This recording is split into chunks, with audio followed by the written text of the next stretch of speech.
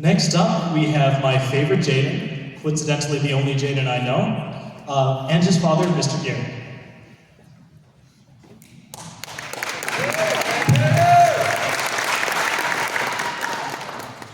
Yeah, favorite Jaden. Thanks for coming. Hey guys, thanks for coming. Thanks for coming. Hey, good to see you, good to see you, good to see you. Thanks for coming.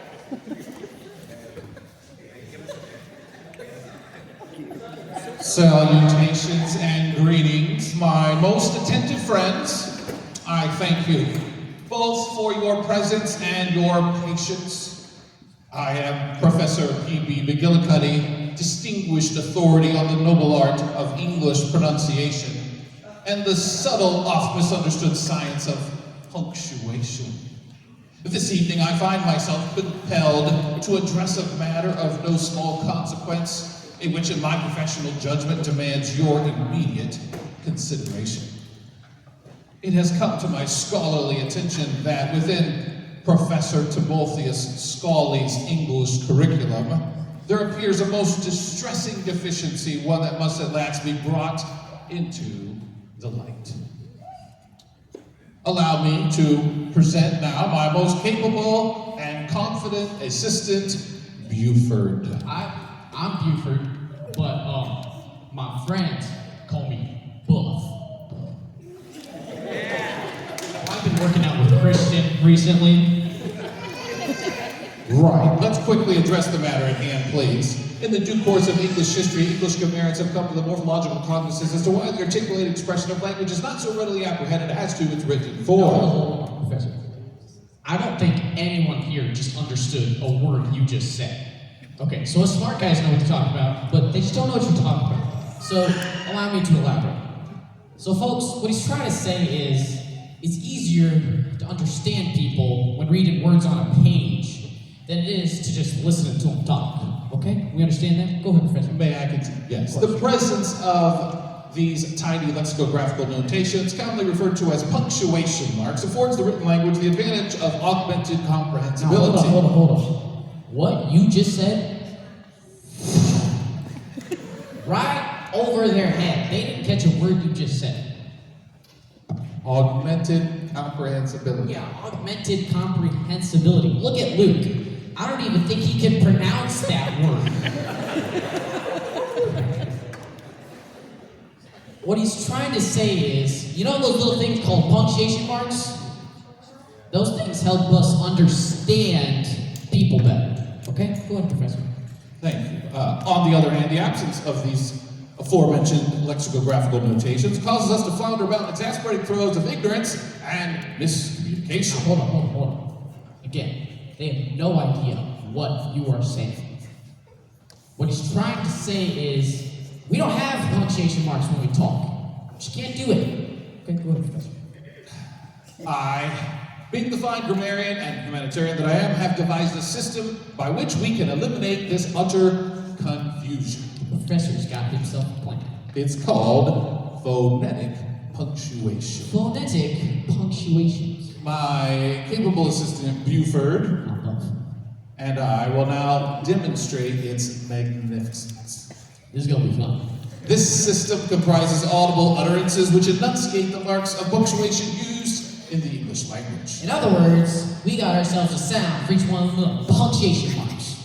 Right. My assistant will now demonstrate the period. The colon. The comma. The semicolon. The exclamation point.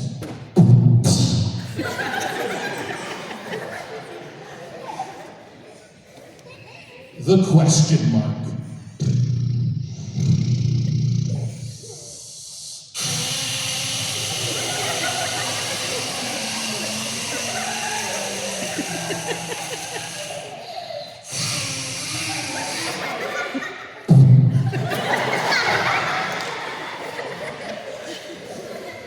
The quotation marks.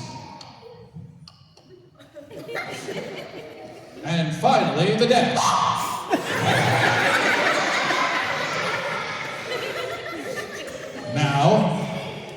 I will narrate a simple love story while my assistant Buford inserts the phonetic punctuation. All right, you listen up. This is gonna be good. Okay. Through the open window, there suddenly came light. Beautiful Eleanor sat dreaming of one thing. Ah, it was love. It had been 3 years since her and Sir Henry had met. He had held her in his arms, stroked her beautiful hair, held her hand, kissed her.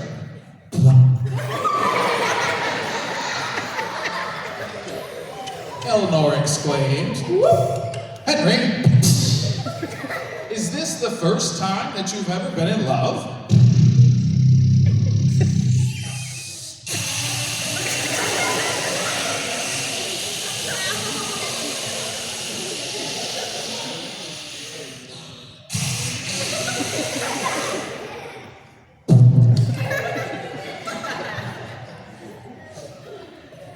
Henry exclaimed, "Yes, but it won't be the last."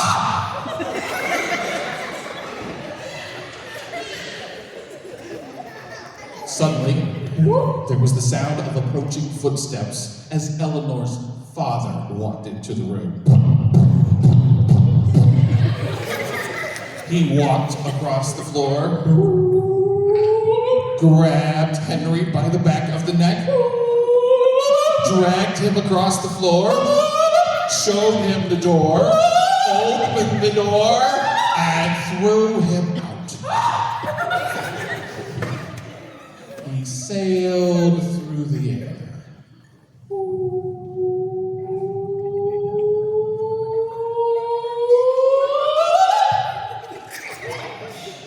He landed.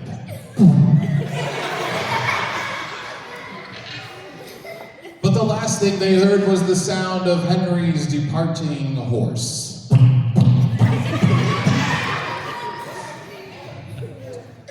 The end.